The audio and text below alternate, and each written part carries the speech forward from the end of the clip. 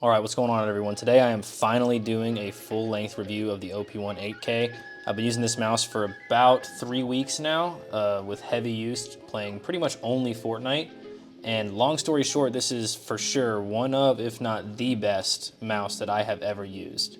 Now the obvious caveat with this mouse is that yes, it is a wired mouse in 2024, but please don't click away from the video or disregard this mouse just because of that. One of the more impressive things about this mouse is the fact that they deal with the cable very, very well. The cable is made very well, and the way that they connect it to the mouse makes it so you can barely feel it at all when you're playing, if at all. Me personally, I don't really care about wired mice in general, even others that have worse cables, but if that is something that you really, really don't like, this mouse is definitely one that should be an exception just because of the cable design that they have. So yes, a wired mouse in 2024 is very viable, and not just because of the 8K polling rate, which is the obvious selling factor here, but just in general, this mouse is really, really good besides that.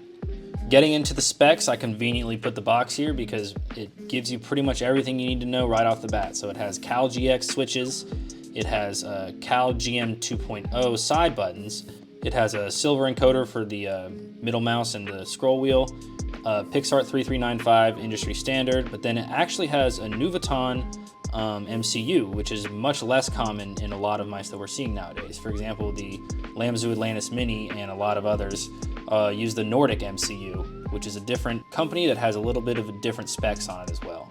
After doing about 30 minutes of research on the two MCUs, it seems like this one is better at a higher polling rate, but requires more power consumption, which would make a lot of sense for this mouse because it seems like all they care about is having the best 8K polling rate that they can, the most stable, and they don't really care about being wireless or power consumption. Now, I don't know if that's exactly what the difference is between those two MCUs. I just did a very quick Google search and scoured on the internet, but that's what it seems like to me. As for the weight of this mouse, EndgameGear advertises it at coming in at 50.5 grams, which is very close to what it actually is. And in my opinion, anything under 65 grams is very viable for a mouse and is just fine. This is well under that. Something else to note about the specs is that although it says they come with Cal GX switches, which they do, EndgameGear offers switch modules where you can hot swap the switches in your mouse if you want to go with something else. So if you don't prefer these switches and you prefer maybe Omrons or something like that, then they have a lot of different options on their website that you can go purchase and swap them out in your mouse. Moving on to the shape of this mouse, this is a symmetrical mouse with relatively flat sides and a low hump that's about in the middle as far as humps go. It's not too far forward, not too far back. Compared to other mice. For me though, it's a little bit skinny and long for my liking. Don't take that out of context. For reference, my hands are about 19 by 10 centimeters, so this does feel slightly too skinny, but I would still say it's definitely a great F-tip mouse to use. I did love using it still. It just took a little bit of getting used to, and I would prefer something a little bit wider. If you also claw, this could be a good option for you because it is longer than a lot of other mice I've used. So those are definitely good options. For palm grip, I don't know, if you had much smaller hands, I think you could do it, but really I would say this is mainly F-tip and claw. The clicks in this mouse feel amazing. Like I said before, they are the Cal GX switches, but you can hot swap them. So if you prefer something else, then you can definitely get that. I like these a lot though. They are a little bit heavy, but that is something that I prefer in my mice. And they have very, very little pre and post travel. So really no complaints there. I love the clicks. The side buttons are also great. As far as I know, you can't hot swap those, but no complaints there. They have very little pre and post travel again. And the side button pre and post travel is very important to me because I do play Fortnite and I really didn't notice anything with these. It was honestly very snappy and very responsive. The scroll wheel on this thing is actually the best one that I've ever used. The scroll wheel is absolutely amazing. It's just very tactile but easy to press, so you get that feedback whenever you're pressing it.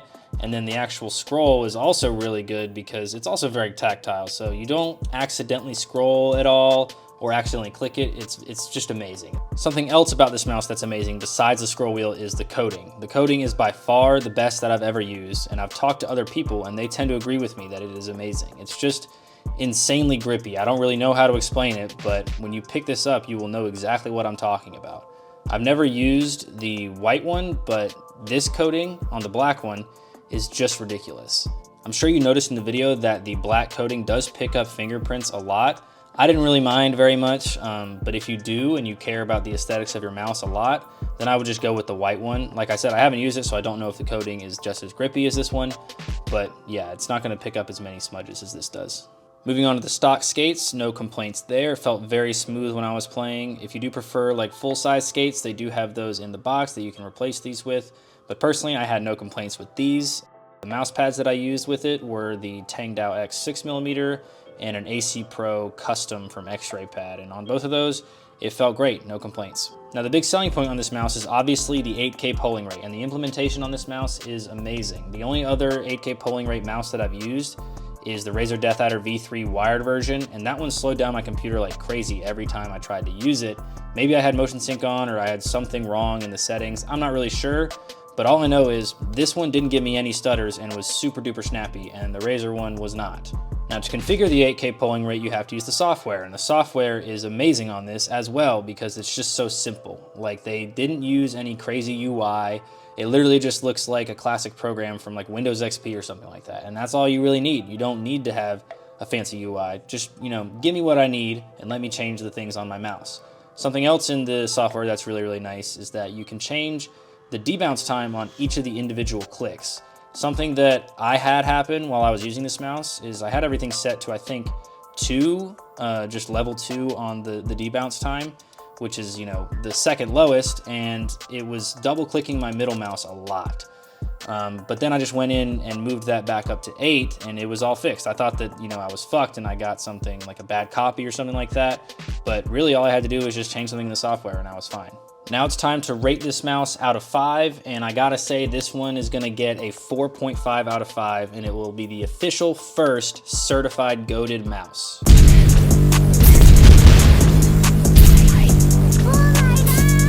Now this mouse is amazing, but it's not perfect, hence the 4.5 out of 5. I would prefer it to be a little bit wider and for the sides to be slightly flatter, even though they are very flat sides. If it is gonna be a perfect mouse and hit that 5 out of 5, then it has to have no problems. And of course, I would rather have a wireless mouse. I mean, I don't really care about wired that much. I feel like it doesn't really affect me, but if I had to pick, I would definitely go wireless. Now that being said, don't let that deter you from getting this mouse just because it's wired. I do think it is one of the best mice that you can get right now. And at the price point of only 80 bucks, compared to others, it's honestly incredible. I mean, if you're in the market for getting a top of the line mouse, I would definitely put this at the top of your list for mice to get.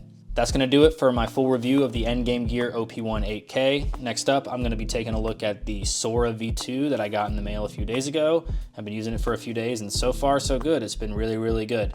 But anyway, thanks so much for watching and I'll see you in the next one. Hey, we can fuck little mama, I can't lip lock.